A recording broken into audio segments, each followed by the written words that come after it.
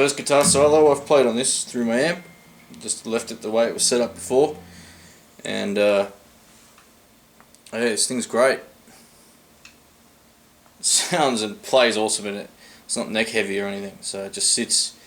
I'm just dazzled by how good this thing played, and to be honest, I played a $7,000, well, in Australia, $7,000 retail price of a Les Paul Custom, another black one, and man, off the shelf, this thing outplayed it just ridiculously. So yeah, I'll probably sell something now, but yeah, check it out.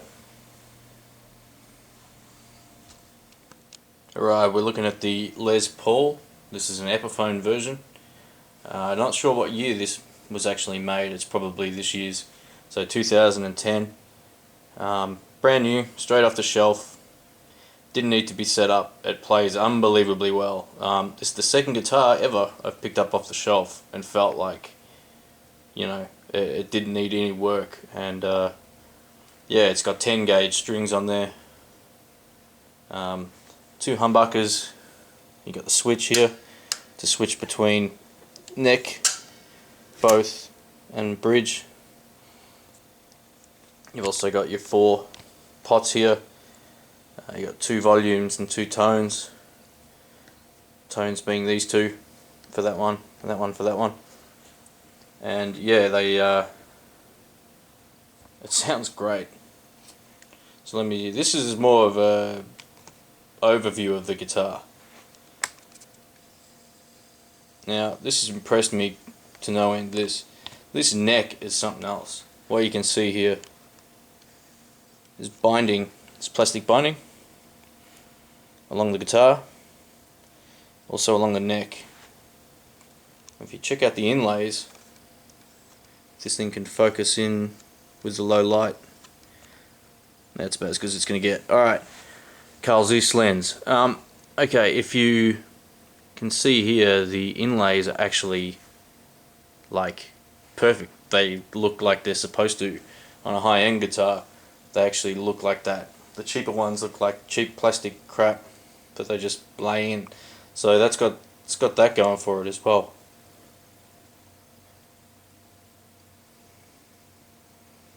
Now, probably want to see the headstock as well. Let's tilt this up. It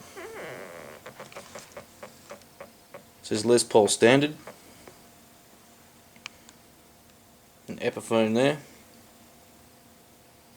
The nut's great as well. It's not like that cheap sort of plastic, white plastic, like really rich white plastic you see on some of them, or the cheap sort of black plastic you see on them. This one's actually the real deal.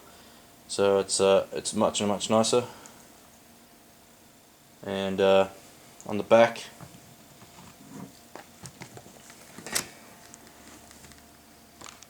alright, we got some Grover tuners, which are regarded by many as, you know, the better tuning heads to go for. I've definitely had no problems with Grovers. I've got them on a few of my guitars. So yeah, they're good. Now this thing is made in China. But you know what? Epiphones at the moment are as nice as I've ever seen them.